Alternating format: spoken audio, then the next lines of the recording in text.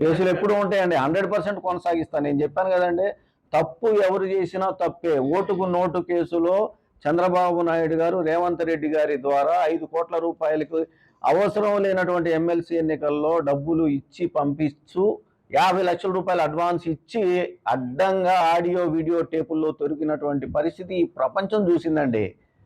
అది ఖచ్చితంగా న్యాయస్థానాల్లో ఉంది. నేను ఎక్కడున్నా కూడా, నేను ఒకవేళ రాజకీయాల్లో రేపు లేకపోయినా కూడా ఆ కేసులు కొనసాగుతాయి.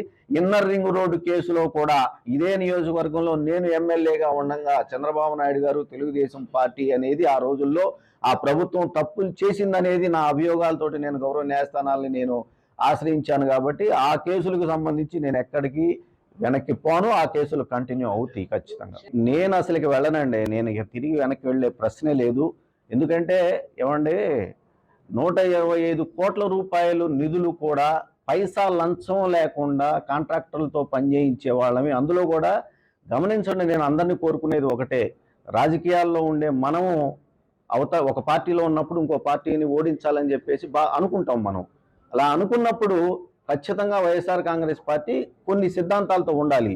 అవి ఏంటి అని అంటే, మంగళగిరిలో టీడీపీ అభ్యర్థిని ఓడించాలి, కుప్పంలో టీడీపీ అభ్యర్థిని ఓడించాలి, పులివెందుల్లో టీడీపీ అభ్యర్థిని ఓడించాలి, అటు గాజువాక, భీమవరం ఇలాంటి కొన్ని ముఖ్యమైనటువంటి ప్రాంతాలలో వైఎస్ఆర్ కాంగ్రెస్ పార్టీ తెలుగుదేశం పార్టీ అభ్యర్థుల్ని, తన ఆపోజిట్గా ఉండేటువంటి అభ్యర్థుల్ని ఓడించాలి అని అంటే పనిచేయాలండి మనం ప్రజలకి. ఆయా నియోజకవర్గాల్లో ఉన్నటువంటి వైఎస్ఆర్ కాంగ్రెస్ పార్టీ అభ్యర్థుల్ని కాపాడుకోవాలి. ఆ ప్రజలకి దగ్గరగా, అతి దగ్గరగా వెళ్ళేటటువంటి వాళ్ళకి అండగా నిలబడాలి.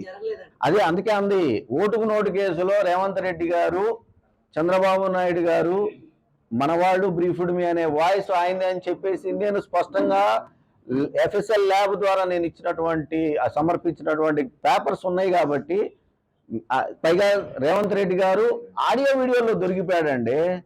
ముఖ్యమంత్రి అయితే ఏమన్నా గొప్ప ఏందండి? తప్పు చేసిన వాళ్ళు మహామహులే న్యాయస్థానం మెట్లెక్కి శిక్ష అనుభవించారు ప్రజాస్వామ్యంలో.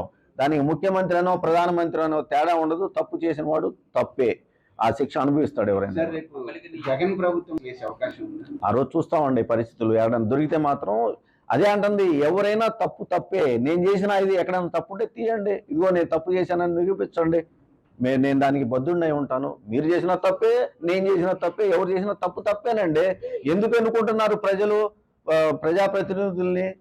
మమ్మల్ని పరిపాలించండి, చట్టబద్ధంగా చేయండి అని చెప్పేసి పరిపాలన చేయమన్నప్పుడు ఈ దోపిడీలు ఏందండి ఎందుకు వస్తాయి? అలా చేస్తే అందుకే కదా, అలా చేయకూడదని వాటిని కట్టడి చేయడానికే కదా న్యాయస్థానాలు, చట్టాలు ఉన్నాయి. పక్కకి వెళ్ళిపోయినా కూడా నేను ఆ అధికారులను కోరుకుంటానండి వాటిని కంటిన్యూ చేయమని. నాకు తెలిసి చేనేత బజార్ అయిపోయింది, త్వరలోనే దాన్ని ఓపెనింగ్ చేసుకుంటారు. నేను కమిషనర్ గారిని వ్యక్తిగతంగా కలుస్తాను. కోనేరు కూడా మీరు అంటే కోనేరు వాస్తవంగా ఏమైందనేది మీరు చూశారండి. ఒక కమిటీకి ఎండోమెంట్ అధికారులు దాన్ని రిఫర్ చేయటం వల్ల ఆ కమిటీ 2-3 నెలలు టైం తీసుకుంది. ఎక్కడైతే పిడుగుపడి అది దెబ్బతిందో అక్కడ మళ్ళీ తిరిగి మెట్లు నిర్మించాలి అంటే ఎలా ఆ మెట్ల నిర్మాణం కొనసాగించాలనేది ఒక రిపోర్ట్ రావడానికి 2-3 నెలలు టైం పట్టింది. ఆ రిపోర్ట్కి అనుగుణంగా పనిచేయడానికి కాంట్రాక్టర్ దొరకడానికే మాకు 5-6 నెలలు పట్టింది ఆ రోజుల్లో. ఇవాళ ఆ కాంట్రాక్టర్ పని కూడా చివరికి నిన్న కూడా నేను మాట్లాడుకుంటానే ఉన్నాను వాళ్ళతోటి ఎంతవరకు వచ్చిందని. లాస్ట్కి వచ్చేసరికి ఇంకో 3-4 హోల్స్ వేయాలని చెప్పేసి అంటా ఉన్నారు. అది అయితే వెంటనే ఆ మెట్ల నిర్మాణం కూడా కొనసాగుద్ది. ఇవన్నీ కూడా ఈ పనులు బిగినైనటువంటి పనులన్నీ, ఇవన్నీ కూడా ఖచ్చితంగా ఎవరైనా కొనసాగిస్తారని చెప్పి నేను భావిస్తాను.